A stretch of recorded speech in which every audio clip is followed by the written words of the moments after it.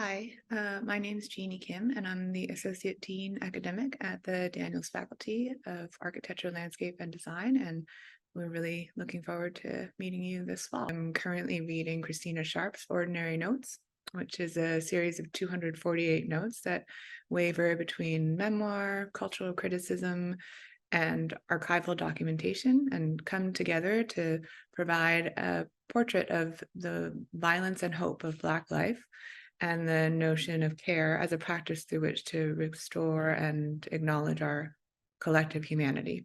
I think I also like the fact that it is exactly that. It's a series of notes of varying length, and the scope is relatively easy to read, to put down, to contemplate, and then return to. My parents used to pay me a quarter every time I finished a library book when I was in grade school, and I think that instilled in me a voracious appetite for reading just about anything. My favorite place to read is either on a train or an airplane because there's nothing else to do, and that's a period when you have a lengthy period of time without interruptions.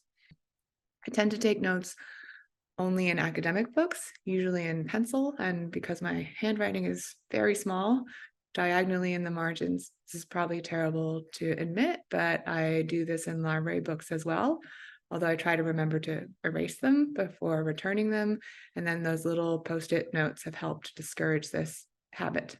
I have way too many unwritten ideas in my head, but I tend to make really long Word documents with bibliographic information, followed by digitally transcribed notes after I've erased the pencil marks.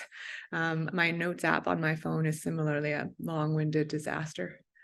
News, novels, research papers. So I read everything: cookbooks, young adult novels, several newspapers, too many journals and magazines, including a lifetime subscription to National Geographic that I got upon graduating from high school, and probably least of all, research papers.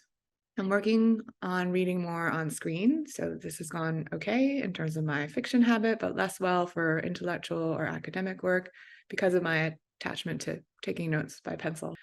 What is a book that changed your life?